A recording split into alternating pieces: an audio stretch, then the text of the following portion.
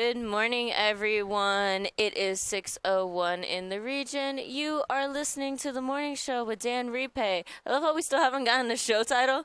Entire time we've been here, but it's okay. Because it's the morning show, Dan Repay, here on WJOB 1230 AM 104.7 FM in Hammond, Indiana, here at the Shack and Van Til Studios. Let's get some traffic and weather going here. So currently right now it is 74 degrees in the region. Today we are seeing some shower and thunderstorms throughout the day and into the night, humid again with just some thunderstorms in spots. So be sure to keep that in mind. High of 84, low of 69. On Friday, highs of 80 degrees and lows of 65 degrees. Humid with a stray thunderstorm in areas and partly cloudy weather in the nighttime. Saturday heads into a bit more sunny conditions, high of 83 degrees, lows of 66 degrees, mostly sunny and humid and crystal clear skies that night as we head into Sunday, highs of 85 degrees, lows of 65, plenty of sunshine before we get into 90-degree temperatures. And as well as today, I got a shout out a birthday. One of my friends, Olivia, it's her 22nd birthday today. So happy birthday to her. It looks like besides today, her birthday weekend's not looking too shabby, so we will be sure to celebrate her. Take a look at traffic. Traffic in the northwest region is actually looking pretty good. 65 going north and south is looking good. 80 going east and west is looking good. 90 going east and west is looking good. Chicago Skyway, Bishop Ford, Dan Ryan, as well as Lakeshore Drive. And even downtown, there's no traffic, so that's good. And that is all for your traffic and weather. Well, is your friend, good morning, everybody. This is Dan Repay. Is your friend, is this Elizabeth? Is this the Ball State person? No. Darn it. We need to meet her. So that's Iris. Iris. Yeah, no, the friend that, her birthday today, Olivia, that's her name. He said Elizabeth. I was like, no, it's okay. All right. Yeah, but no, Iris, her birthday is actually the day after mine. So. And when is your birthday? January 2nd. So she's a January 3rd. And I think we established this on the locale. We're all Capricorns here. Right, Capricorns, December 26th. There we go. So, yep, you share a birthday with another one of my friends. I do? Yep. Her birthday is December 26th. Look at that. She's a great person. Yeah, but when it is her birthday, I'll tell her, I was like, you got to call in because you got to talk about all things Ball State. She's actually going into her junior year. Well, why isn't she up right now? We need to talk about that stuff. I right actually now. think she might be up. I could see. If she is awake, I would like to speak with her because I mean we have a list of things that we can talk about, but as always, it's whatever everyone else wants to talk about here on WJOB. It's your show, not mine. I am simply here just to fill in for Jim. I don't have a set program. We talk about what you want to talk about. I have things and some. The news never disappoints me when I read it. Late at night, I was like, all right, well, what am I going to talk about? Of course, they've got this. I don't know if you've seen this new. It's an infliction or a disease or not a disease. It's a. Yeah, I guess it is. It's the people causing severe stomach pain and trouble. You didn't see it. It's called psychosparatus. And it is found in fresh vegetables, and it is impacting like everyone in the Midwest. I have a friend that just came from North Carolina. I know that's not the Midwest, but they're experiencing it where it causes like severe stomach discomfort and everything that goes along with it. And I actually saw something, and I thought, first of all, it was from The Onion. You know what The Onion is, right? Mm-hmm. All right. So I thought it was something fake, but it's Taco Bell actually has discontinued use of some of the pico de gallo, guacamole, lettuce. Oh my goodness! So I'm not sure. Maybe it was the Taco Bell aspect of things, or maybe it was this little disease going around or this stomach ailment. But they said it lasts up to 2 weeks, so that's not fun. I can't imagine it being fun at all. And I was reading about it. I'm like, good Lord. I was waiting for it to be like, oh, come on, this is just a joke or this is bad cooking. Clearly, none of the above, and that's what we have. So. Until we get our Ball State person calling in, we're sort of stuck with talking about that or whatever else. You talked about the weather. I'm very happy that you were here on Tuesday when I was here earlier about the weather, and And it's just been a pain in the backside. I mean, not only is it raining and we've got problems with flooding, and we've got the hurricanes, tornadoes in Maryville. I'd really like to talk to someone from Andrean. So if someone out there is from Andrean or knows some good information about Andrean, yes, I'm a Bishop Knoll person, but I am concerned and curious because the tornado that hit Andrean, no one really has talked about it since. It's been 3 weeks. They're starting school, and you've Yeah, actually, let me see when they start school. I mean, they have to start school mid-August, but I mean, and you work at Knoll on a part-time basis. I mean, even it's July now. It's we're approaching mid-July. You're starting to get into the standpoint of fall practice for football, and sometimes you have optional workouts, and I don't know if summer school, I mean, I'm sure they have to do something with summer school different this year, but it would be a Herculean effort to get everything that they need to get done. Yeah, actually, August 12th. Well, the 11th is faculty orientation, the 12th is freshman orientation, and the 13th of August is the first day of school. Okay, so this is the 12th, and we're at the 9th of July, so they've got 4 weeks. 4 weeks to put together, from what I was told, not by any official Andrean person, but someone that was around and near, is that they have to cover the roof. There were things missing, damaged computers. Now, computers can certainly be purchased, but you almost concern yourself with a lot of the mold, a lot of the issues that are associated with water, because water doesn't just, it destroys everything. It gets in the walls, it gets into the lockers, it gets into the classrooms, and if any of the teachers had any stuff, you have, Andrean is no shocking, a very good football program. I mean, they're good educationally, but good football program. Now they've got nothing. I mean, I got to think, no place to work out, no place to do things. I mean, I was watching their baseball program from afar, and the fact that the Railcats were able to give them the facilities to practice. I mean, all that is a huge disruption in people's lives, just like it is when you have basement backups, and I have plenty of friends that had that. It's, what do? You have to tear everything up. Well, that's just a house on a small, 1,000 square feet basement. Hopefully you have it prepared.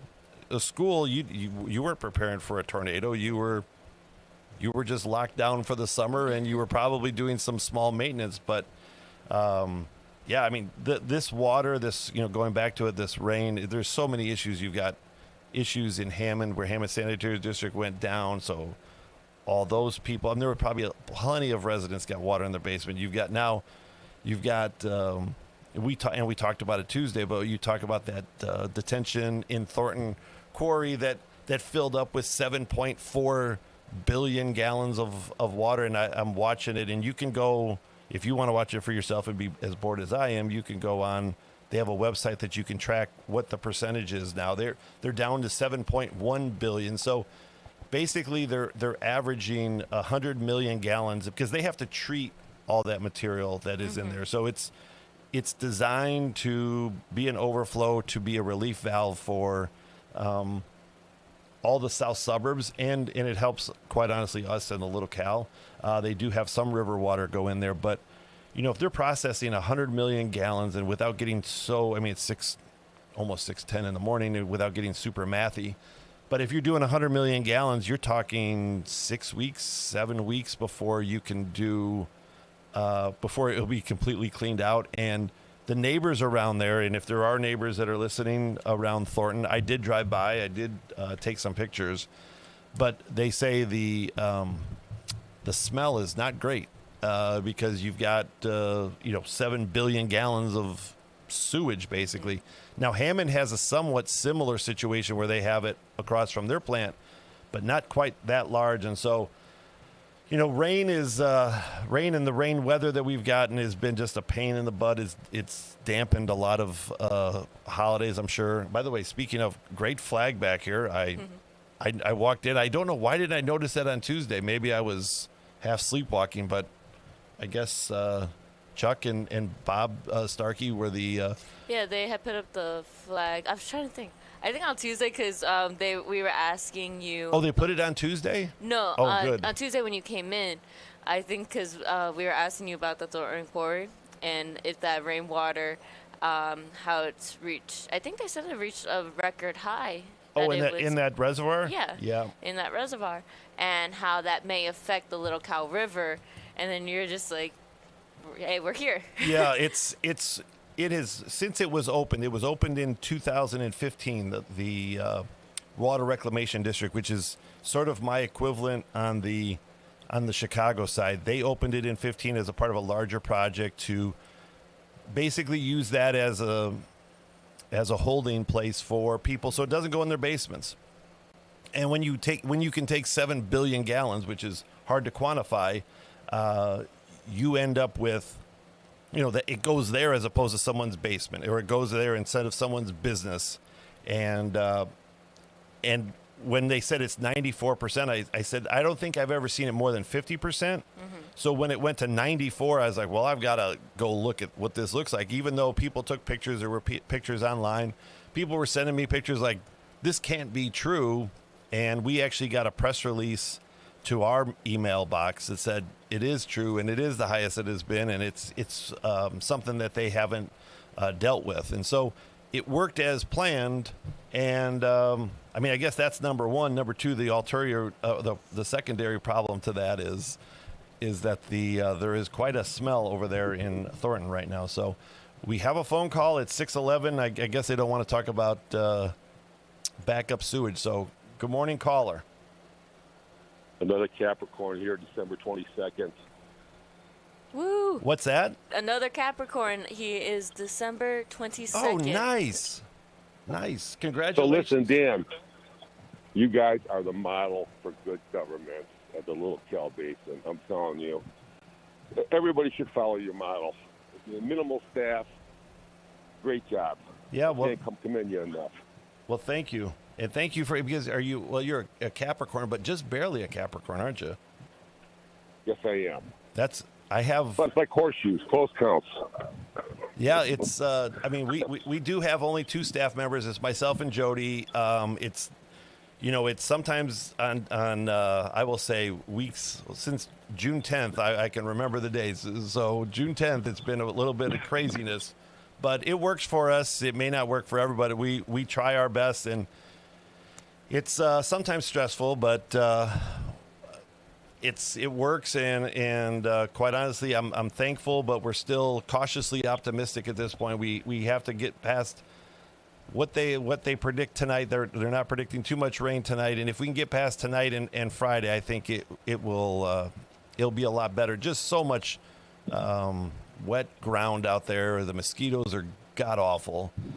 Grass is growing like crazy, and I know I'm just going to curse ourselves right into a drought, but right now I wouldn't mind for about 7 to 10 days of no water. So, well, if you want to see the difference, Dan, I drove through Thornton last week when I had to get off the Dan Ryan because it was flooded over there, 130th Street as usual, and you know what? They don't take care of anything over there. Overgrown trees and the creeks. I went past the old Thornton Brewery. Remember where that's at? Yep. Downtown Thornton.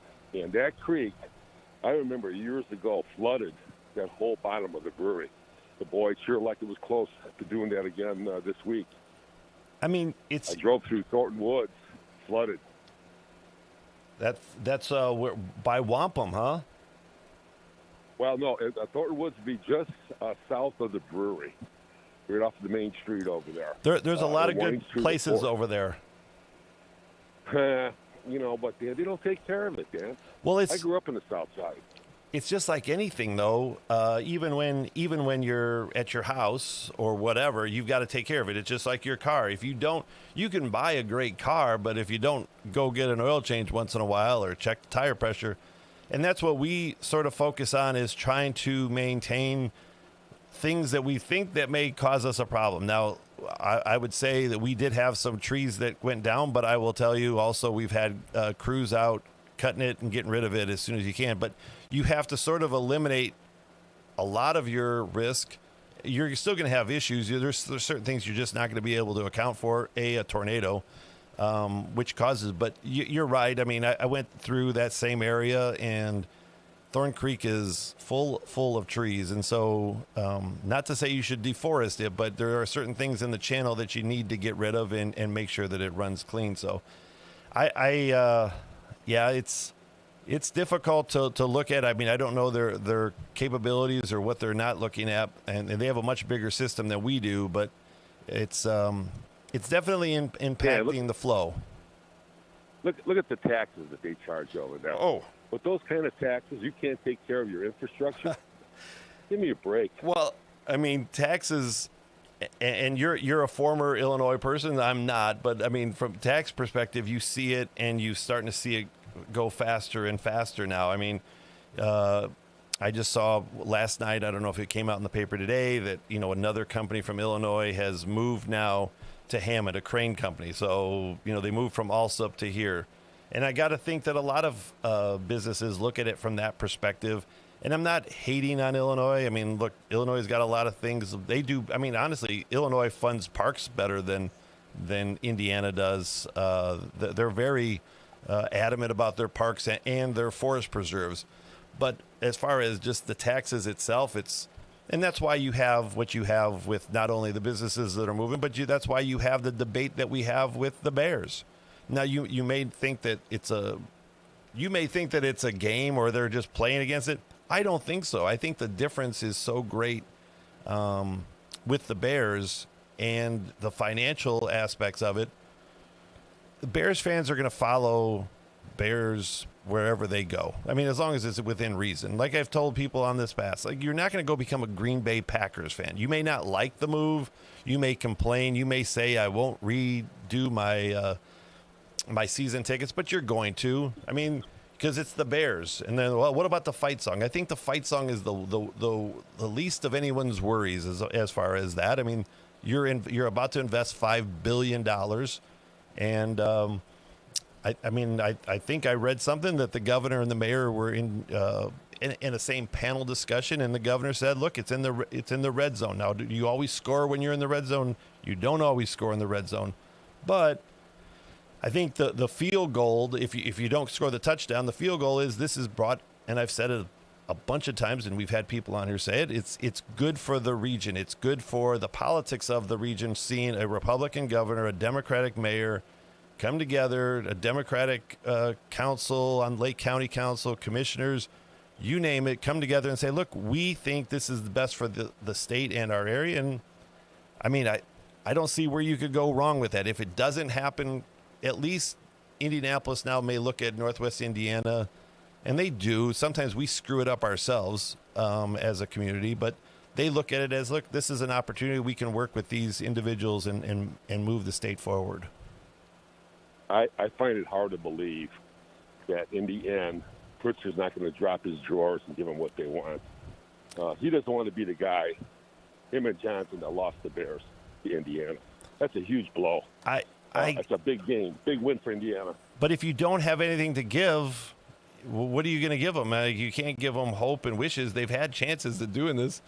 I mean, I think they're having an internal struggle in Illinois. I think that the Chicago delegation or the city delegation and everyone else, and then the people down south in Effingham and everywhere else, they're probably like, we don't care. I mean, this isn't a big issue to us. This isn't our number one issue. So. I just don't think Illinois has anything to give. I think it's just a matter of, do the Bears feel comfortable with moving financially? I would say yes. It's just about how they feel. And quite honestly, everyone goes, well, what about McCaskey's, his legacy? What do you care? I mean, he's 70 some years old or whatever. I mean, right. Do you really care about his legacy? No, he wants to do best for his family. And quite honestly, I would love to see it, just from the standpoint of going and looking at all these Chicago media folks that can make fun of everything that Hammond is and isn't, and makes up stories that they think that there are that's contaminated. I'm like, come on, man. I mean, that's grasping for straws, in my opinion. And it's just going to become, in my opinion, it's a fiscal or a financial decision, and it's a business decision. They're going to make a business decision. And I don't think. Well, financially, Yeah. it's a no-brainer, Dan. I mean, when you look at it, they're talking charging them between $125 to $150 million a year in property taxes. That's obscene. They're not going to pay that. And guess what? The Bears can own their place eventually, where they can't in Chicago. At Soldier Field, they don't want to give up. So every concert that goes there that destroys the field, every soccer match. By the way, we'll talk about soccer later because I got into soccer somehow. I don't know how, since I haven't played since 6th grade. But anyways, like they're losing that revenue. And so if you have someone that is practically going to give you a site. And yes, there's folks that are like, well, why is government getting involved?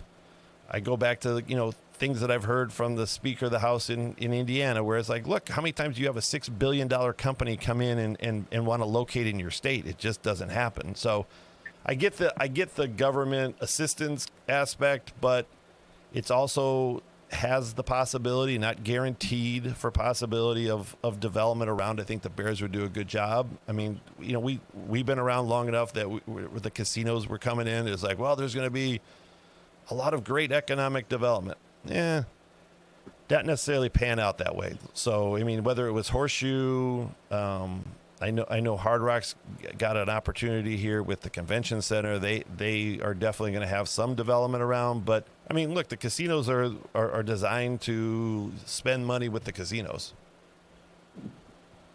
Dan, let me close with this, and I'll let you go. Will the last business out of Illinois please turn off the lights? Take care. Thank you. It's, thanks, caller. And if anyone wants to talk about, I mean, look, I didn't come from Illinois, but when I did work for Arthur Andersen, and we did, my job was actually doing credits and incentives and relocations. And we worked with a lot of larger companies, and we looked at it, and our job was to call all these communities and give them the best financial plan that they could have, and say, here's your decision. This is where you want to be, and this is what we're going to give you. So my area was, I did some Illinois work. One of the last projects before Arthur Andersen was shut down by the government. That's a whole nother story. But with the Enron situation, was actually, I worked for a window company, and the job was to find a new distribution facility for the windows. And so you'd have to call all these places, and I go, why are we calling Indiana? And they're like, oh, well, we don't want to go to Indiana. And that was, yikes, 2002, I believe it was, 2001, 2002. And I'm like, all right. Even though some of the staff was from Indiana, they thought we were, quite honestly, on another planet. But I think Illinois is starting to figure it out, or at least businesses in Illinois are figuring it out. There's still some advantages from a tax perspective on sales tax and their ability to share the sales tax revenue on a local basis. But Illinois is could be struggling, and everyone talks about J.B. Pritzker as being the next president. I'm going to tell you who you would probably watch out for on the Democratic side, and no one's, well, some people are talking about, is Rahm Emanuel, who the former mayor of Chicago was an ambassador. But he's going to be, I think, the person from Illinois that's going to come out. His brother is uber wealthy, probably equal to Mr. Pritzker. And, I'm not sure that's the best choice that the Democrats have, but, he's going to be the one more. And if the Bears do decide to go to the red zone and go for a touchdown in Indiana, specifically Hammond, then, I think Mr. Pritzker may be in trouble, and that's up to the voters. Maybe the voters want it. I mean, the voters said that they don't want to fund a stadium.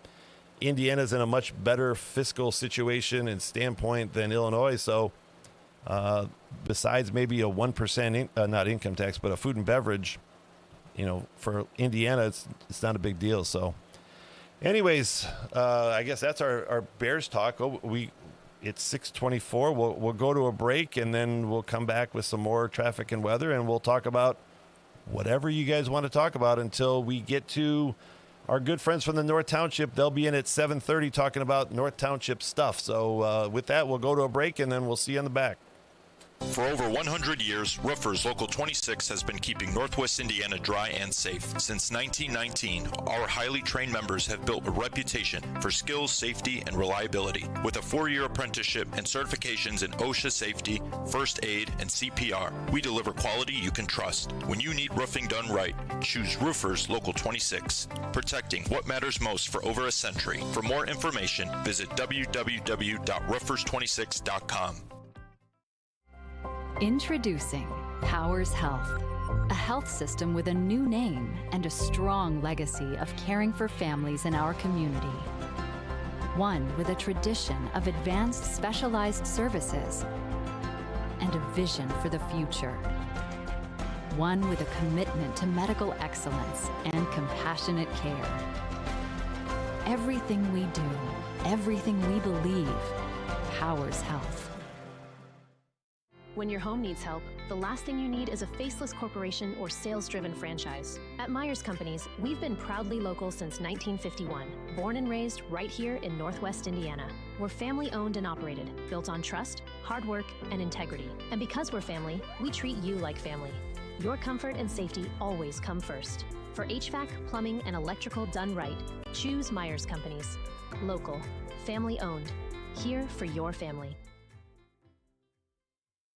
Ogren Insurance, Hammond's oldest family-owned independent insurance agency, now in its 3rd generation providing clients in the Chicago area with products from quality insurance companies to handle your every need. Regardless of driving history, Ogren Insurance can find the right coverage for you at competitive prices. To learn more about the insurance solutions and services we offer throughout Indiana, Illinois, and Michigan, call 219-933-0076 or visit our website, ogreninsurance.com. We're located at 6929 Homan Avenue in Hammond, Indiana. Do business locally with someone you know and trust.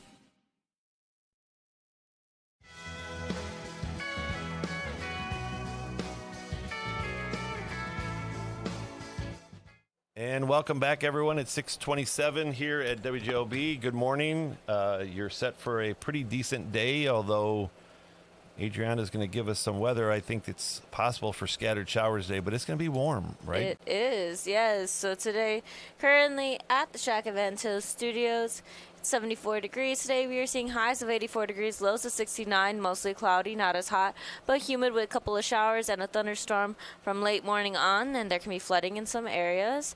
And tonight, mostly cloudy and humid with a thunderstorm. Friday, highs of 80 degrees, lows of 65, humid with a stray thunderstorm and partly cloudy. Saturday, highs of 83 degrees, lows of 66, mostly sunny and humid. And we're seeing crystal clear skies, no rain really until next Saturday. So I know we are all very, very happy of that, to get a break from the rain. We do have a traffic update as well. We have an accident on the left shoulder on the Dan Ryan I-90-94 express lanes north at 51st Street, exit 57A. That was reported and updated at 6:17. So almost a little over 10 minutes ago. But other than that, traffic in the Northwest region going into Illinois is looking pretty good. 65 going north and south is looking good. 80 going east and west is looking good. 90 going east and west is looking good. Chicago Skyway, Lakeshore Drive, Bishop Ford, Dan Ryan at the connectors, not looking too bad. But again, that accident on the Dan Ryan 51st Street, exit 57A, there is an accident on the left shoulder, and that could cause some traffic, and we will keep an eye out on that. Well, that's good. I mean, that's good news to have. I mean, with the last couple of days, we've had people getting chased into this area or on police chases and causing rollovers that messes up for all the people that like to abide the law and not try to run away from the police. So that's a good thing. I mean, I'm happy for it. It just, to me, doesn't make sense, but people drive crazy, and that's okay. Maybe I'm just getting old, Adriana. Maybe that's just what the... Oh, no, people drive crazy. I don't understand it. Like, and I'm not a great driver. Like, I probably I do follow too close to people on the back, like behind. I get it, but it's the people that change lanes from 1 to 4, or they have to hit that. I'm like, man, I said, if just someone wasn't paying attention one time, which probably happens. I mean, you're just going to cause major problems, or people that pass. Here's my pet peeve. If we're going to talk about, go ahead, get on your rant. They go and everyone's in slow traffic, and then they decided, I'm going to go in the emergency lane, and I'm just going to drive the emergency lane until I can't drive it anymore, until a truck or someone, jumps out there. But like, can't you just wait like everybody else? Like, unless you got to go to the bathroom or someone is like having a medical emergency. But I just see it too often. It's like, come on. I mean, we're all sitting in it together, and just let's. Yeah, I will say I am definitely one to, if I am speaking to somebody while I'm on the speakerphone, not phone in my hand. No phone in hand. No phone in hand, just on the speakerphone. It's just, so it's your day. What is this dude doing over here? Yeah. And then you go back into your regular conversation. Like nothing happened. I have slipped a couple times. So when I'm driving, and you're on whether it's a Teams meeting, and no, it's not with my picture on. It's just you just put the sound on and you listen.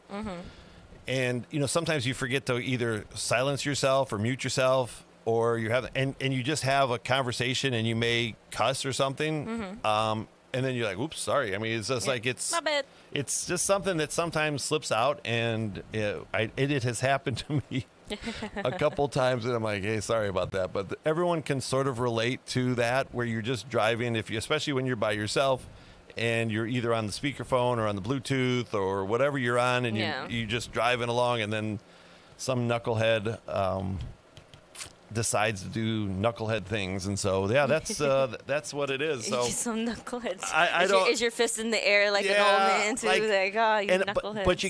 But you gotta be careful now, because all this road rage stuff. Yes, and it is a little scary. I saw something that was two women got into it on a road rage. Like, usually, I'm sorry, this isn't meant to be sexist, but like, men, I get it. Like, we're dumb, right? Like we'll argue about stuff, but two women and one woman shot at another woman in a road rage. I'm like, what? It's never that serious. It isn't that serious, but what you have to be careful about is, I may be that guy with the fist in the air, but I don't do that anymore. In the last couple of years, I don't even get angry. I mean, I question their intelligence, but I don't get angry, because quite honestly, you don't know who's driving next to you, or what their thoughts are, or what they're carrying, because it just doesn't seem like some people care. I mean, we had that on the Dan Ryan. I think there was a shooting, and who knows what that started from, but it isn't worth it that much. But I do still waste some of my time getting mad at these folks. So anyways, that was a long traffic. But you know what? Sometimes there's probably a lot of people that are listening, and they're like, yep, that is so relatable. Because how you say, you are not the individual that has their fist up in the air like this, but honestly, I would prefer the individual that's like going like this instead of going like this. Okay, baseball bat to your windshield. Right. And it's like, I'm sure people are in traffic right now going, hopefully they're not in traffic. Hopefully everything's going well. But everyone's got pretty great. Everyone's got a pet peeve. But mine is the whole, hey, look, there's traffic. There's slow traffic for whatever reason. There's slow traffic. Whatever. Maybe a mattress fell off of a thing. Maybe there was an accident. Maybe there's a street sweeper. Whatever it is. But like, to go on the emergency lane because what, are you better than everybody else? Like, we're all in it together at this point.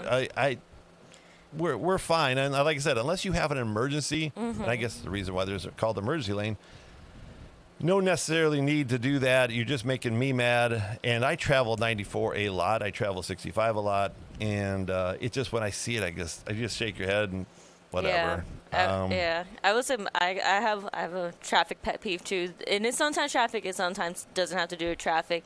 Litter bugs.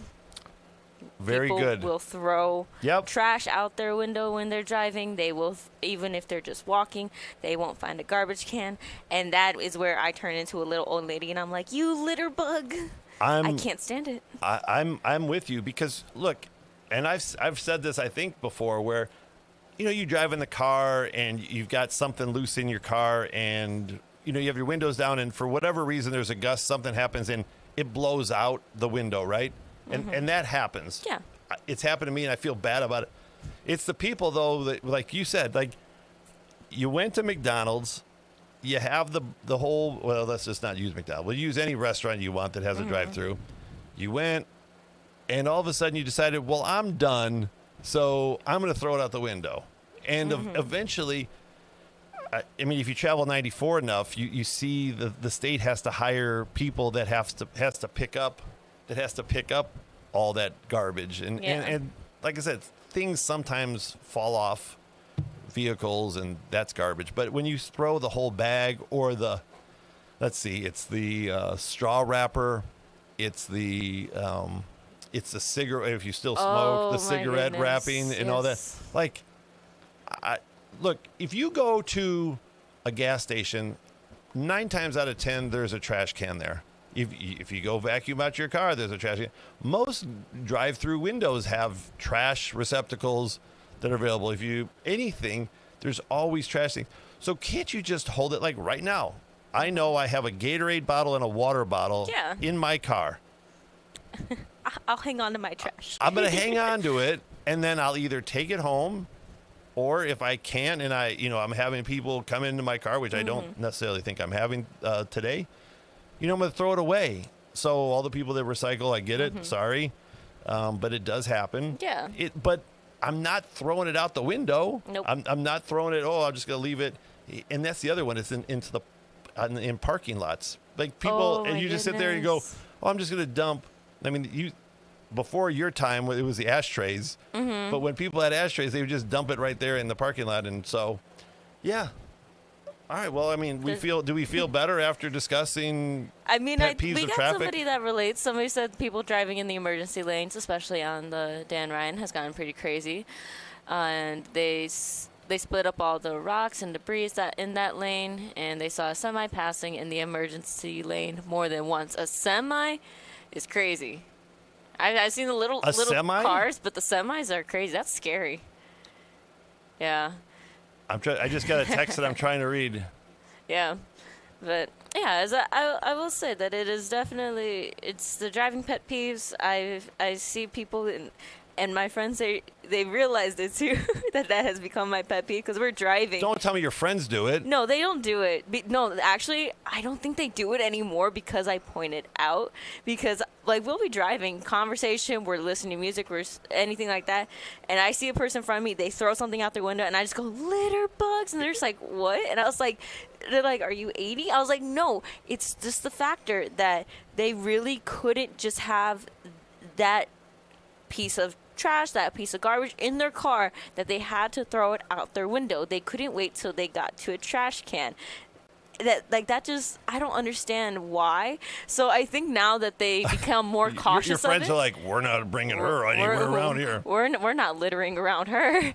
But no, they've become more cautious because they're just like, they're like, I never realized that. But I will say, I feel so bad for those people that they are bringing like food into their car and they put the drinks on top of their car and they drive away without and they don't remember the drink on top of their car.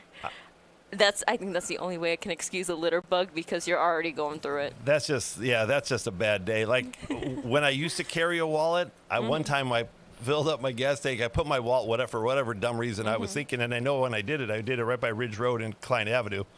And I put my wallet on top of my car, and I drove, and I had to go to, I don't know where, I think it was a restaurant, and I decided, I was like, oh, where's my wallet at? And then I traced back my steps, and I left my wallet there. So from that litter bug perspective, that person, whoever found my wallet at that time, it's been many years ago, didn't probably get very much out of the deal. But, like I said, sometimes things happen.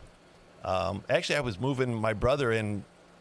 We had an ottoman that fell out of the thing, and we were driving on the expressway, and we ended up circling back around, and by that time a truck hit it, and it was basically nothing, and that was 20 plus years ago. So I mean, things happen, but that's our good pet peeves. And if you have any, or if there's anyone talking in the chat zone, or if they just feel like they want to vent their frustrations, feel free to talk about what bothers them the most, especially driving. It's just, I don't get too, like I said, it's an internal upset. I don't do anything. I don't like follow them and chase them down if they've cut me off. That's not even worth it. But I do just shake my head and wonder, like, eventually the law of averages, when they do things like that, they're going to end up hurting themselves or hurting someone else. And it's just like, is it really worth it?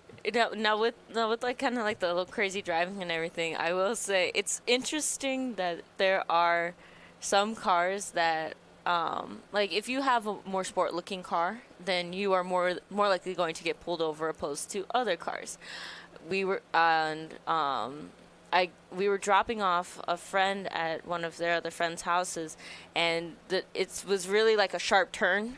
It was like a zigzag almost, and the person driving didn't know where the person lived. I was like, you got to turn right here. They're like, where? I was like, you're gonna miss it. Like, you have to turn right now. You've already passed it. Yeah, you're about to pass it. So they did a really sharp turn, and there was a sheriff car behind us, and they pulled us over in the person's driveway. The person is like looking out the window, like, "Oh my gosh, what happened?" And so we're all the neighbors too, by the way. Yeah, all the neighbors. Everybody's looking at us, and we're just like, okay. And like, it was just routine. The cop was just like, "Hey, is anybody drinking? Why did you turn so sharply?" And it's like, we were gonna miss our turn, but there's no cars around us. It was just literally that one car. There's like no cars around us, and then they're like, "Can we see your ID?" Person gives the ID, and they're just like, "Okay." I was like, "Does this happen a lot?" He's like, "More than you think." I mean, he or she, I don't know, whoever the sheriff's deputy was, probably used to it. Like, yeah, we're used to seeing it. Probably just more being proactive. So then they come back. There's like, "What's the real reason you turned so sharply?" We're like, "You see the person standing right there looking at us, real concerned. We're dropping off this person right here." Yeah. And they're just like, "You know what? Have a nice day," because I'm sure they were thinking like, expired plates. You're trying to turn really fast away from the cop. Like, we understood the situation. We're just like, it was really just, "Hey, buddy, you can't look at the GPS." Yeah, and you know what? You probably like. When we were driving, I'm sounding old. When I was driving, like you just knew what the streets were. My kid, you probably all just go, "Well, I'm going to punch it in," or just send me your location and I'll run directions to it. And sometimes the directions is a little bit delayed. When it's like, "Well, you should have turned right a quarter mile ago." It's like, wait a minute. I didn't know that. So yeah. Anyways, we have a phone call because let's see if they're going to talk about traffic gripes or something else. Maybe possibly Taco Bell discontinuing serving lettuce for the time being. Caller, go ahead. Good morning. Good morning. Good morning. How you doing? Good. How are you? Oh, yeah, we could talk about a lot of stuff, but I've been sitting here thinking about it. Well, you know, you're going to bring up soccer. I'll mention that just when I'm about to end my call with you. But thing is when I look at your last name, Repay, when I look at Chuck Pullen, his name's Pullen. When you look at the old wonderful Tony Panic that used to be at this radio station, honestly, how did maybe your family got the name Repay because they always repaid everybody. No, okay, Pullen, and then Pullen is always pulling on somebody, and then, you know, Panic, their family never panicked, you know. How did our families get that last name?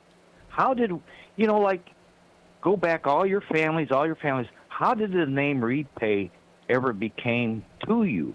I was just curious, how did we ever get our last names? You know, I probably should ask my brother or sister because they're pretty good at the lineage aspect of things and looking at and how it became from it's a Slovak name, so whether it was something else, I'm sure they know the answer, and they if they're listening, they're probably screaming at me, telling me what it really was. But, you know, the funny thing, and I haven't ever asked Chuck about this.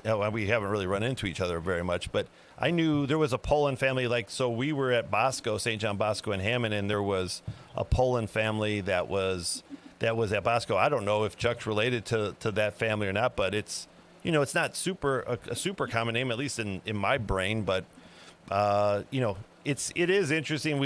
Everyone, you know, comes basically from the same area. Like, you're probably from a Robertsdale, East Chicago, and everyone moves south.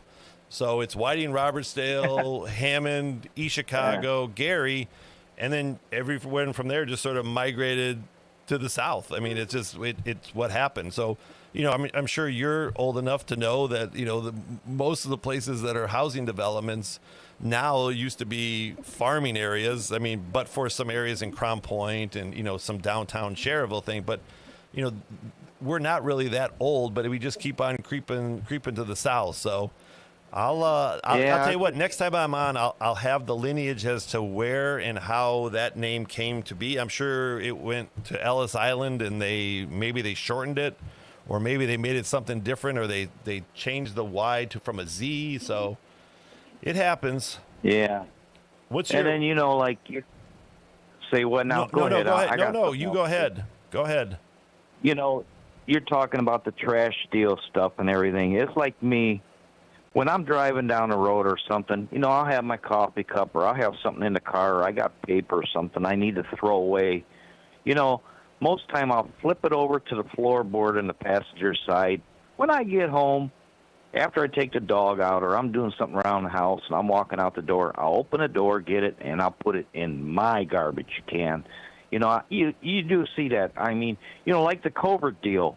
When that happened, when I was coming out of these stores during the covert deal, stores that would let you go in shopping and you weren't restricted too much, when you walked out of them stores, all I saw laying on the ground was them rubber gloves and masks. People come out and throw them everywhere.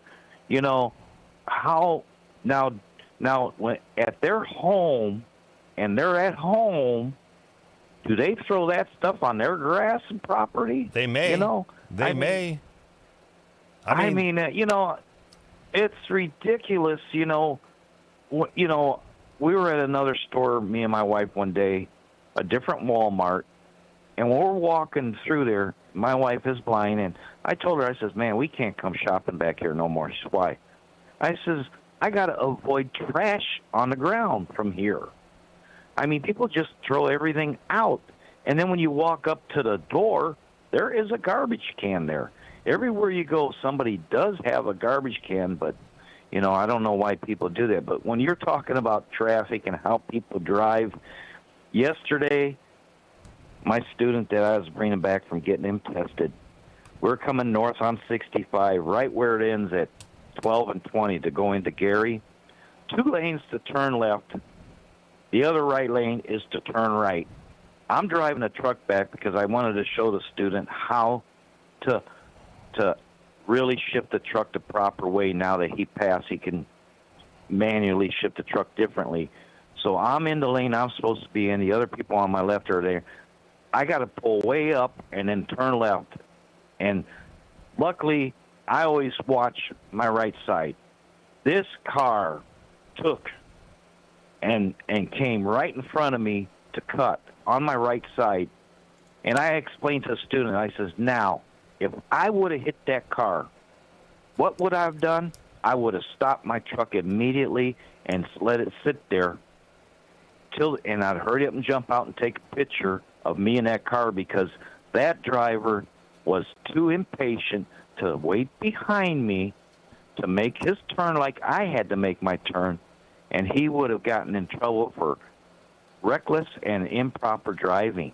Well, and you probably would have, you would have probably had to go to the hospital to pee in a cup because they're going to want to know what you were under, and yet that other driver doesn't have a matter. So, I mean, everybody needs to drive like Jim Deedlow, slow. Oh, yeah.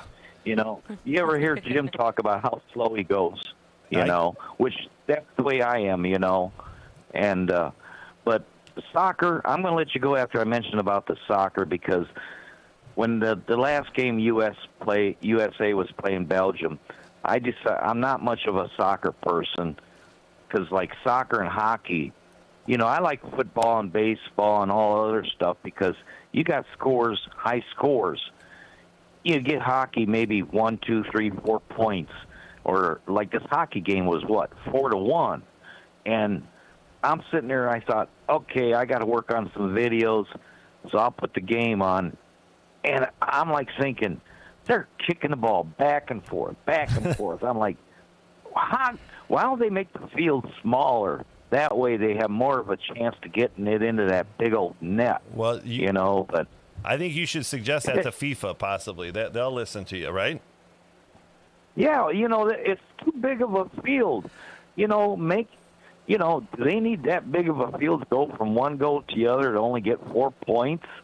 Football, I don't know, there was one game last week I heard the Cubs won like 22 to something or something, crazy. 23. Yeah, and then they lost the next game almost by the same score. I mean, I forgot what the score was, but I know I heard on the radio it was 22 to I don't know what it was, and I'm thinking, what did the other team do? Did they eat too many gummies and pass out? You never know. You know, or they. Thank you very much. I'm gonna let you go, but I appreciate but everybody, it. I'd like to hear how we all ever got our last names. Well, I'm going to give you that answer next time I'm on, which I think is from 2 weeks from now. So I'll let you know then.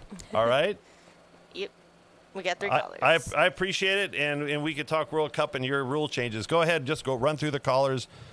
It's 6:50 on WJOB. Go ahead, caller. You're the water guy, so I figured I'd call and ask you this question. Sure. All I've seen on the news the past couple of days is how full the Thornton Quarry is, the Thornton Reservoir. So what happens if it reaches capacity is my question. So when it reaches capacity, 2 things happen for the South Suburb folks. If there's an extensive rainstorm where their system, which means their sanitary district, can't handle or process that work, that material, it goes into their basements. So from that perspective, so if you live in Dalton, Lansing, Cal City, it's going to go straight there because they have nowhere to pump it.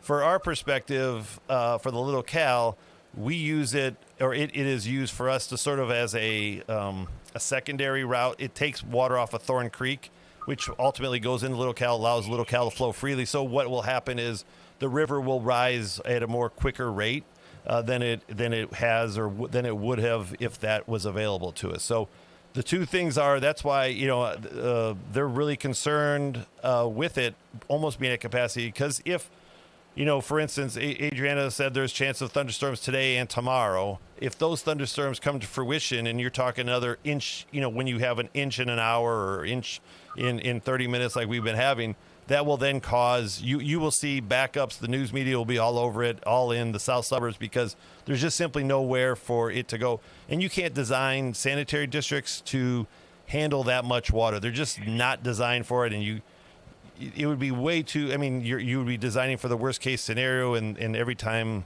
it's just cost prohibitive. So to answer your question, you're going to have backups in the South Suburbs. You're going to have a quicker rise in the river in Little Cal if there's a quick rain event.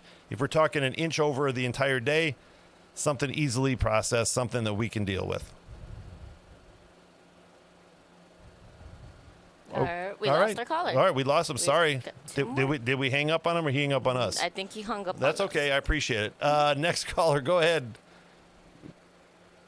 That quarry stinks, too, when it fills up with water. There was a thing on Chicago television about that the residents of the area around the quarry, that how bad it stunk, especially with the new rain kind of thing.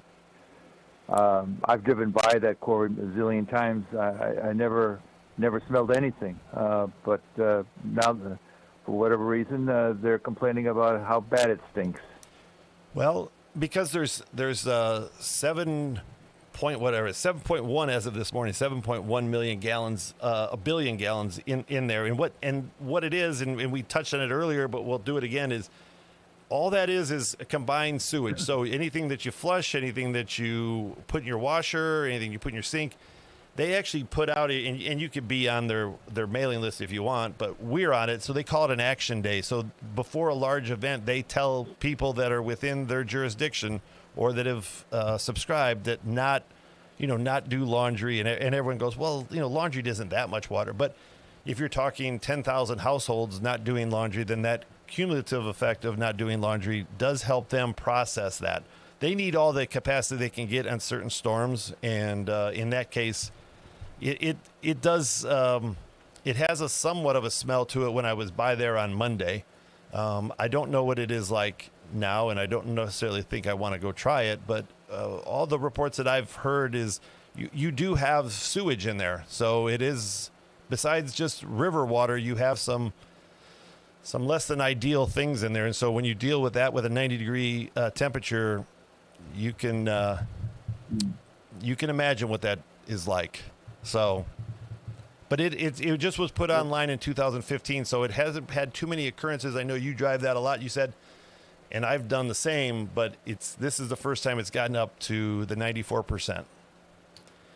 And I'm going to see if I can actually. Well, I've driven by a zillion times on the. It's right on the toll road, and also I've driven by it many times along the streets of Thornton. But moving along, the print media is full of stories about how people are using AI. I mean, they're using it to make investment decisions. They're using it for psychological counseling. And the latest was an article in the Post-Tribune dated July 7. More Americans are consulting AI to make voting decisions. You come from a political family. Any sense that people are making voting decisions based on AI? I would hope not. I always screw up the movie that, or the Netflix series. It's social. It's about how social media drives your thinking. So I'm not really hip on that. I'm a fan of looking at different sources of information, not just using AI for my thing. And I thought you were going to say something else. You said voting. I saw Mark Cuban. He had something. I think it was on Twitter last night or this morning, and he said people are using AI now to go and use for their, especially for rural areas that can't get to hospitals, to diagnose their symptoms. You can go there and you give them all your symptoms. But I'm like, boy, that's really scary, because I mean, think about it. We all have done it. I'm sure we've all, had some strange pain, and you go, well, I got a strange pain in my right side, and then you go to WebMD, and all of a sudden, you got the worst case scenario. So I just. Is it the movie The Social Dilemma? Social Dilemma. Thank you, Adriana. I'm going to have to emblazon that in my head. What is it? How do you have how long it is? It's like an hour or something, right? Yeah, it is The Social Dilemma. It is starting at $8.99 for a subscription to this thing. No. So Social Dilemma is the best documentary that you could watch.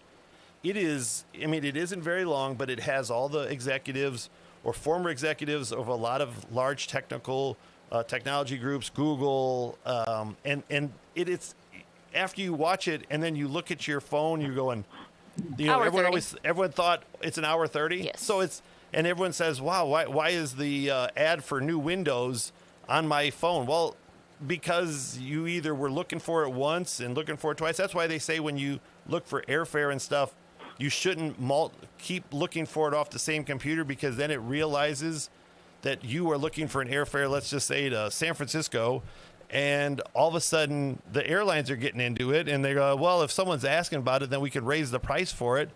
It's a dangerous step to go. There's good things about Google and searching, but I don't think I would choose my candidate based on AI. We can talk about some candidates that have had some days in the last couple of days here. The Senate candidate in Maine that just dropped out. So, yeah. Anyways, I'm not a fan of using your politics. So, thank you for the call. I think we got one more caller. Let's actually. Or we got to take a break. Yes. All right, take a break at 6:58. On the return, we'll get the next caller or whoever's calling, and then at 7:30, North Township comes in. Mm-hmm. Need clean energy without the junk? I'm Jim Diedlow. I used to live on burgers, football, basketball, baseball. Now I'm gluten-free and more into biking, golf, and yoga. But I still need energy. That's why I love Paradise, developed by Emily D. Edwards right here in Cherville. My favorite is Paradise Packs Strawberry with gluten-free pretzels. Find it soon at Strachan Van Til or at spreadparadise.com. Fox Point bursts with free concerts throughout July. Our Wednesday night concert series features Hairbangers Ball, Hello Weekend, All American Throwbacks, and Keith Jackson and the Triple Dose Band. Enjoy the Northwest Indiana Symphony Orchestra on Friday, July 17th, and come back for Marrakesh Express and Echoes of Pompeii on Friday, July 31st. Fox Point in Lansing, Illinois is just minutes from I-8094 and parking is free. Visit foxpoint.org for our full schedule. That's point with an E, foxpoint.org. The best just got better. Tech Credit Union is proud to celebrate being recognized with Best of the Region, Best CEO, and Best Banker. To celebrate, we're offering 3 special CD offers with rates up to 4.5% APY for a limited time. Visit techcu.org or stop by your nearest Tech Credit Union branch or call 800-276-8324 to learn more. Tech Credit Union, the better option for people and communities we serve. Member NCUA. Minimum deposit required. Offer subject to change. Visit techcu.org for complete details.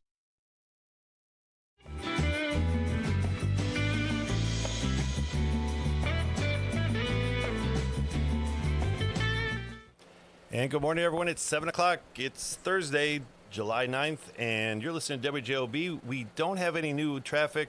Traffic seems to be good except for 94, a little bit on the Dan Ryan, but you can get past that as long as you don't go on the emergency lane. Weather is still the same. Scattered possible showers this evening, maybe into the morning of Friday. After that, it's going to be sunny and warm for your weekend and probably very hot next week. So with that, we'll go straight to our caller because we've got North Township coming in at 7:30. We'd want to get through everybody. Go ahead, caller. Good morning. Hey, Jim, it's Vinny. Good morning. Hey, Jim, it's Vinny. Vinny. Hey, good morning. You talk about pet peeves. I got 2 pet peeves. Yeah. When Sandy eats all the Chip-Ahoy cookies, is my number 1 pet peeve. It's horrible. And the second one is when the welfare mama leaves a shitty diaper on the floor in the parking lot at Walmart. That drives me bananas. Okay, well, I mean, I don't think it has to be someone on welfare necessarily, but if the diaper, we'll just go with diaper leaving in the parking lot. Not a good thing. I'm upset. The shitty diaper. I'm upset more with the Chips Ahoy, and that would bother me. I will tell you that. Yeah. Well, I appreciate it. Sandy, we're talking about that. I appreciate it very much, Okay, Vinny. Thank you. Have a good day. We got one more caller. One more caller, and then we could we could talk about pet peeves and traffic issues. Good morning. Good morning, Dan. Good morning. How are you? How are you this morning? I'm doing well. How are you doing? I'm doing fine. I had an opportunity to talk to my county chairman, Democrat. I believe he's your brother. Yeah, I don't claim him all the time though. He's my younger brother. Well, he's one of my political leaders, okay? And he's a great guy. I had an opportunity to be with him last night. It was unbelievable, the crowd that I seen in terms of last night. Basically what it was about the new sheriff, hopefully, in November with Williams. And your brother was there, and we talked, and I seen it coming together as a political organization, I should say, in Gary and the whole county. And that was a united front. I didn't see any division there, and I like that. And I have to give him the credit for hopefully and say, let's come together in this sheriff race. There was an overflow crowd. Everybody was there. Well, maybe there was some who. Go ahead. I'm sorry. Go ahead. Yeah, no, I was gonna say maybe I should interview my brother. Wouldn't that be interesting? I mean, well, that would be interesting. There's nothing wrong with you. It's not.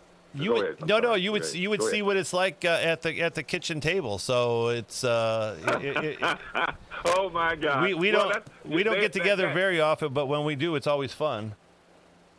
Yeah, and I've had the opportunity to interact with him in a few, and he's always to be me.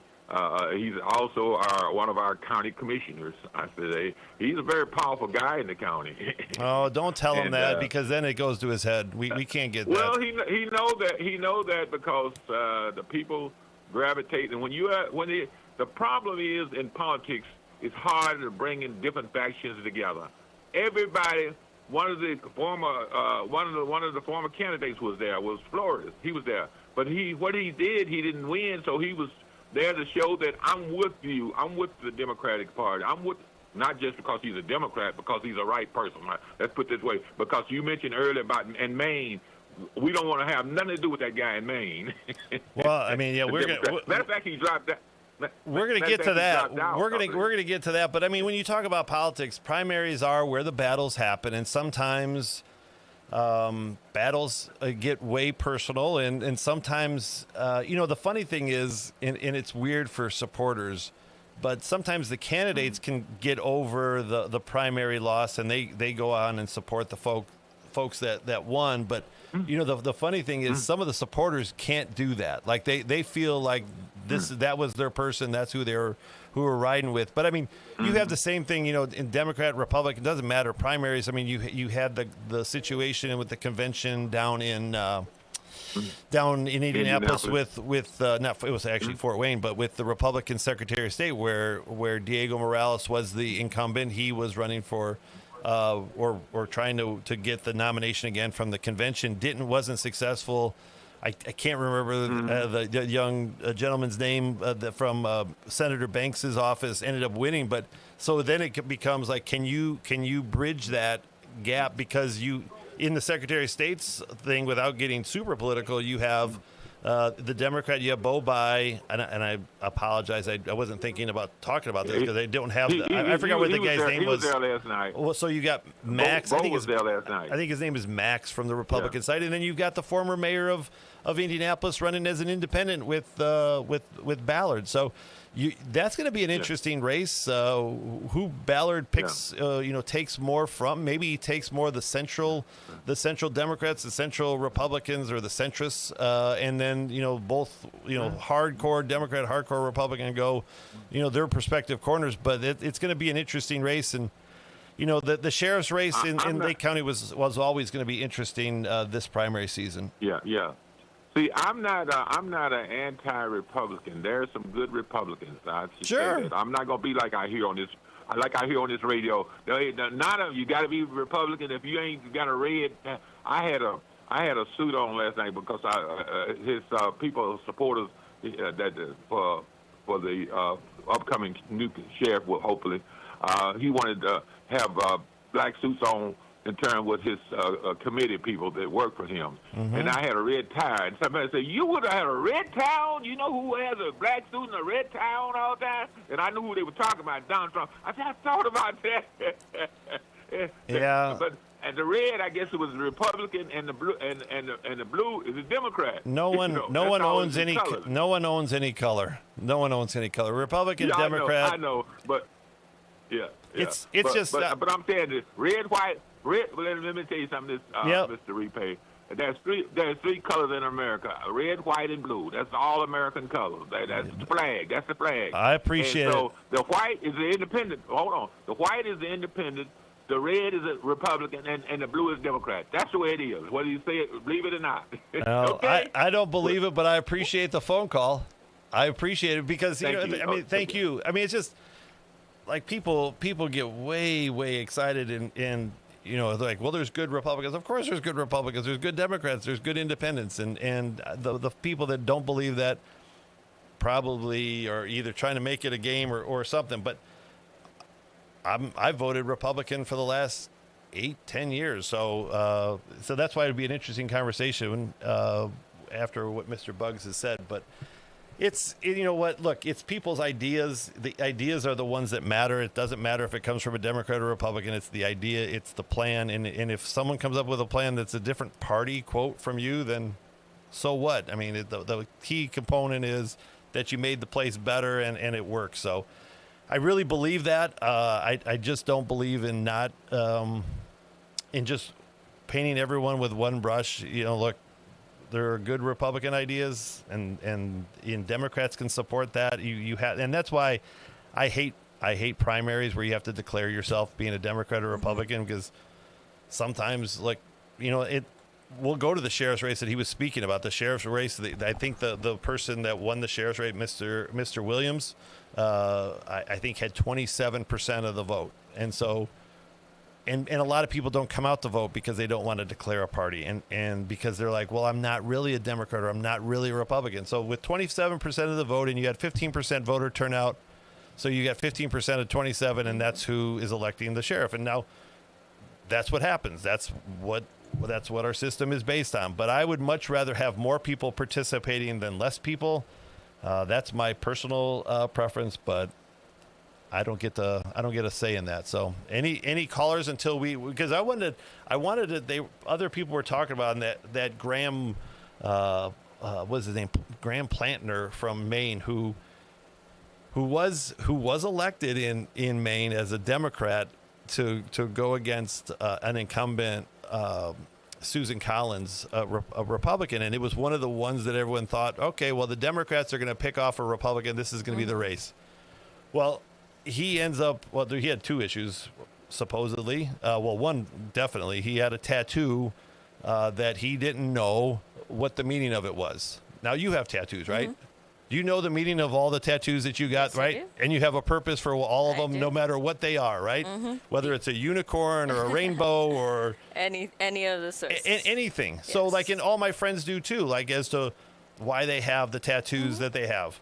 So this guy says, well, I had this, and it was supposedly linked to Nazi, Nazi cult situation, and I'm like you can't. He goes, I was 21, I get it, but you're a little bit older now, and you still knew it probably then, and maybe you were young and dumb and you shouldn't have done it, but you can't say that you didn't know when you're this old that what you were putting on your body with permanent ink, right? Or do you know anybody that has that got a tattoo and go, I don't know why I got what I got?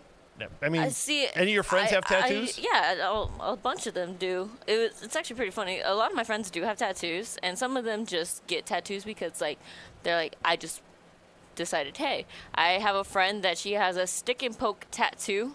Okay. And it's a smiley face. And I was like, is there meaning? She's like, no, there's no meaning. But she thought it was cool. She just thought it was cool. Now, for a 21-year-old to get any kind of, would it be correct to say Nazi propaganda? Yeah. Yeah. Okay. I mean, from what I understand, I don't live in Maine, as you know, so I'm just going with what I've read and learned about. So I think at 21 years old, regardless of how you view how World War II went and the Holocaust, you know what the symbol is, and you know that probably more than likely. People like to say that, oh, this can't mean this forever. No, I think that can mean that for the rest of history. Yeah. So yes, how you said, you could be young and dumb. You get a tattoo and you're just like, ah, man, I was young and dumb. I don't really know. But at that point, you know what that is, and the person who was tattooing you knows what that is. And even if some people like to use the, I don't know if this particular individual used this excuse, or they're like, yeah, we got drunk and got tattoos. Oh yeah, he did. Okay. Yeah. But he was in. I think he said he was in Croatia. He was on leave from his military. He's a disabled veteran, and I'm not here to criticize that. All I'm saying is, you the choice that you made at the point in time. Yeah. Right. No. The young and dumb tattoo story can only hold for so long because until you sober up. Yeah, until you sober up. Then you look, your automatic response wasn't, I need to get this removed as soon as possible. Right. Now, yes, fresh ink on a tattoo, you can't get it removed right away. But if there are plans in the making to, you had to have known. We've all made mistakes with young and dumb. Mm-hmm. We've all made mistakes with, I may have drank too much that day. Yeah. Those are all mistakes, but guess what? You kind of correct that mistake, and so you don't wait until someone points it out. And then also, I think the pain, depending on where it's at, you could have very high pain tolerance. He had it on his chest. That hurts. Everybody that I've known has gotten tattoos on their chest. They said that one is pretty painful, regardless of how high your pain tolerance is. I would think that the moment that the needle hits your chest, that's gonna sober you up real quick. Yeah, and then he was hit recently with an accusation of sexual violence against a former girlfriend, and he's in his apology, or he actually stepped down from being a candidate, but then. I mean, he's like, well, it isn't true, and this and that, and I'm like, look, if it wasn't, I get it. People make accusations all the time, and it should be adjudicated, and we're going to talk about that too as a part of educating yourself. But there was, my understanding, a few folks that had the same thing, and he accused it of being political. I mean, it shouldn't even be a question. Like, your character should be above all that. And, like, you started with the tattoo, and then it's like you can't just be, oh, I didn't know, or no, that was whatever. It was, we were just joking. Because how old is he now? You know what? That's a great question. That could definitely add to that effect as well. You're going to have to talk while I That's fine. to do this. Because regardless of how you view tattoos, and I know that there currently right now within our country there is a lot of debate on like church and state, either how we separate it, how it combines in certain ideas and all that, but religious factor, non-religious factor, I don't know. Religion and government needs to stay separate. Yeah. And I get it. Like, sometimes you can be a person. By the way, he's 41 years old. So you got this at 21. He said I think he got it at 21. Now he's 41. So 20 years later, he finally figured out that probably he needs to cover it up. And then he had some situations, I guess, that an ex-girlfriend said he may have been. I don't think I could buy the young and dumb story at that point. Then. All I'm saying, I can't say it because it's allegedly. I mean, I'm sure that, and you know what? It may be, but if there's multiple people saying it, usually if there's one, if there's two, you've sort of got a little pattern going. But so the reason why I brought up like the church and state and religion, politics that kind of go in together, if people want to defend the individual on it's just tattoo, it's just ink on his body, why does it matter so much? A lot of people have religious tattoos that shouldn't determine a lot of things. I understand that, but there's a difference between having a cross and or any other religious symbols. Wow, words are hard today. That's all right. It's 7:15, 7:15. It's okay. We'll be awake at 8 o'clock. This will kick in eventually. Yes. It's very different to have religious symbols on you and then to have Nazi propaganda. There's a lot of people with tattoos with prayer hands and crosses. I got a cross. Oh, do you see? There you go. So I mean, that's one thing. But that's like me putting a middle finger on my chest. No. You think I didn't know what that meant? I mean, do you think that symbol is going to change from now? Everyone's saying, well, it's your body. You can put whatever you want. You're right. But I also am not running for U.S. Senate, who I'm trying to represent, the United States and say, like, this is who I am. I don't care what people do when they worship. That's their business. Yeah. That's cool. There's a reason we have freedom of religion in this country. But when you start too much pressure on individuals, I'm not saying me, but just individuals say, well, you have to feel this way or you have to believe this way. Nope. It's hard. It's hard because everyone has a different view, a taste, a feeling, a belief where, and it also varies with age too. Like when you're young and like I went to Catholic school for 12 years. So I went to St. John Bosco, ended up going to Bishop Knoll, practicing Catholic, right? So you're and I know people are saying it's impossible to happen, but you're Catholic bringing, it ebbs and flows. There are periods, and it's proven that like sometimes you're less likely to be like, do I really want to go to Sunday Mass? And then there's always people that come for Easter and Christmas. Yeah. But as you get older, it becomes more important. Why does it become more important? Because, well, the end of your life is coming. And so people then all of a sudden go like, maybe I should really. Maybe I got to step it up a notch. And I'm not saying that it doesn't happen, that people are very consistent, very. There are those individuals. They're very practicing. It's kudos to them. I am going to tell you, I'm not perfect. So, and that's okay. I have to answer to what I got to answer to at the end. So, but it's just when it gets too much where people preach to me, I've always said when people claim that they're too good and too holy, more than likely they're the opposite. And I don't ever preach to be perfect, and I never want to be perfect. But when people do, like, oh, well, I'm going to judge you on this, I'm going to judge you. To me, it's sort of like you take care of your business, I'll take care of mine.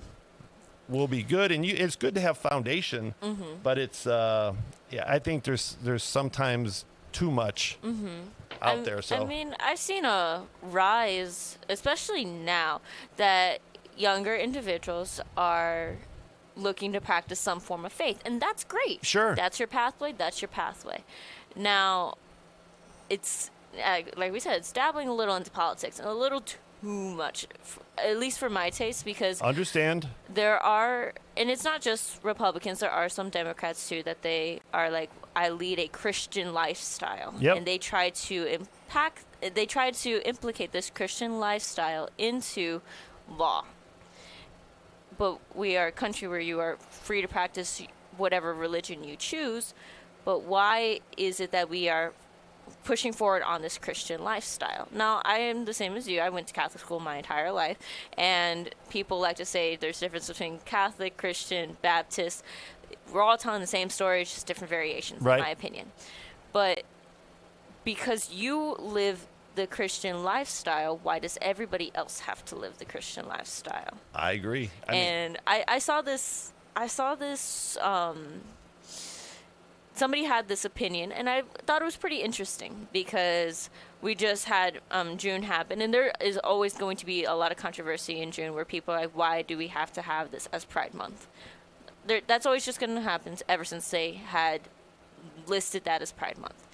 But somebody said that with Pride Month, you're pushing an agenda. This isn't good for individuals and for younger children.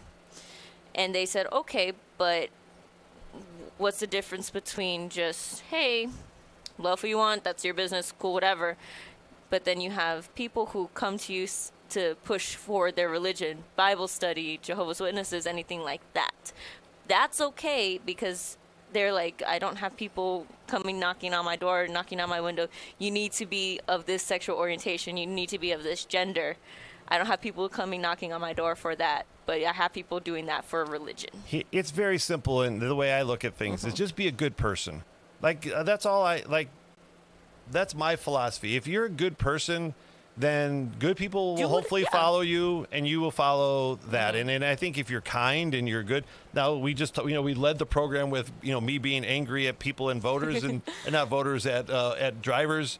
And, that happens. We're not perfect. But I mean, I just think some people get way into it. And like I said, I went 12 years, did the whole education. I'm not going to be mad at people for not being Catholic. Right. I mean, I don't, because if that's what they believe in. Now, we can have discussion, which is what I think this country lacks so desperately right now, is no one is willing to have a discussion. It's either, I'm sure there's people cussing at us right now going, what do you mean? Why don't you have that? So it's an important thing, is to have good discussion, healthy debate with respect for others' opinions, because if we all thought the same thing, life would be pretty boring. But just respect people, and if you respect people, life's going to be pretty simple for you. And like I said, we're not always going to agree. But it's 7:22. We have a couple minutes before we have to go to break, and then the North Township trustee actually woke up this morning, and he is here in studio. Glad to see it. But we have a caller on the line. Go ahead, caller. Good morning. Good morning. Good morning, Dan. How you doing? Good. What's happening, Mr. Kuziak? Good morning, Adriana. Good morning. I was just driving, and I was thinking that you are the closest thing to perfect. No, Don't cut yourself short. No way. No way. You are the closest thing. I almost veered off the road as I'm in my way. I'm running a few minutes behind. You said that there is a separation of church and state. Is that official? Is that official? Because you turn on Channel 7, and you have the Pastoral Alliance together, involved with everything. You have people running for office at churches all the time. Congressman Vaslowski famously used to be in a African American church once or twice a Sunday all day long in Gary during his tenure. Not a fan. I don't know if there's a separation. I don't know if there's a separation of church and state. Churches get nonprofit status. All the people that are running for office, I don't know if some do a better job of endorsing. Some say they don't. The Catholic Church has a say in things like abortion and gay marriage and other things. So I disagree with the fact that if I pull $1 out of my pocket, it doesn't say "In God We Trust." I will tell you this, with respect to churches, they never liked it. Some people do it. Look, if you want to go to the parish picnic, go to the parish picnic. If they have a bingo, go to the bingo. But if that's not your regular denomination church, speaking there, if you want to be a visitor, be a visitor. But speaking there, to me, this is just Dan speaking, I couldn't do that. It's just not the thing. I mean, like I said, if you want to be a guest and someone goes, hey, look, why don't you come to my church and I want you to see what I go to, I don't think there's a problem with that. I would go if someone invited me, like, hey, let's go to whatever church it is, and do that. I'm perfectly fine. To go there for political reasons, don't you remember? Not excited. Dan, don't you remember in Chicago when they were going after the previous, prosecuting attorney Kim Fox, and the entire African American clergy came out and said there's no way that we're going to allow you to defeat her. So I just think that it's not accurate. And as far as you guys were talking about why are people pushing this thing, the United States was formed on a Judeo-Christian lifestyle. Mm-hmm. That's who we are. If you want to change that, that's fine, but that's who we have been, and it's done pretty well for 250 years. Well, and people, and as far as all three of us going to Bishop Mill, that's a pretty good lesson to be taught. Mind, body, and soul. And I think it's done very well for this country for 250 years. And I'm not saying everyone has to agree with it, but that's who we are as a country. We are a Judeo-Christian country. And I always say there are Muslim countries, there's other countries. Yeah. So, I mean, it's kind of funny when people say there's a separation. I kind of laugh because there's really not a separation of church and state. I mean, I guess I'm not a theologian, obviously. Yeah, no. Every time you look at something, when you say that, then something comes up, you go, wouldn't that really be a separation? Then you go, we're really not that separate. Well, look, but, Father Mosley and Father Gibson religion, wouldn't agree. Yeah. Wouldn't agree that I'm a theologian by any stretch of the imagination. All I'm saying is, I think people need to do what's right for the country or for your city or for your town, and not necessarily, well, this is what I learned in Mass. I mean, you can have the basic principles, and all I keep on saying is be kind, be respectful, and if you're kind and respectful and you're willing to listen, things will get done. Yeah, I was gonna say, I do agree with you that we were founded on a certain religious belief, but alongside with that, in the First Amendment, the freedom of speech and freedom of religion is put into there. So I mean, we can't go ask the dead founding fathers, but I would like to think that it's okay, yeah, we believe in this, we are going to base our country on this, but we're also going to provide that freedom that even if you don't want to practice the religion we practice, you have that freedom to do so. Yep.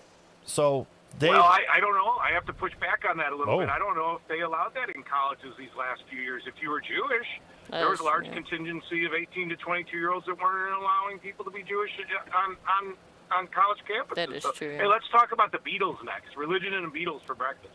Have a good show, guys. All right, thanks. Hopefully you get your appointment on time. You've got 2 minutes. It's 7:28. We have North Township in the wings. I know we have to hit some commercial breaks before they come in and change out our thing, and then they'll be in, and I will return shortly around 8 o'clock. So we'll see you then. Head on over to St. George Greek Orthodox Church in Cherville for Greek Fest 2026 on July 16th through 19th. Come and enjoy the Greek experience with delicious foods like lamb, shish kebab, Greek chicken, spanakopita, and many desserts, including our delicious loukemades. Check out our drive-through options. We offer free admission, music, dancing, and a $14,000 raffle.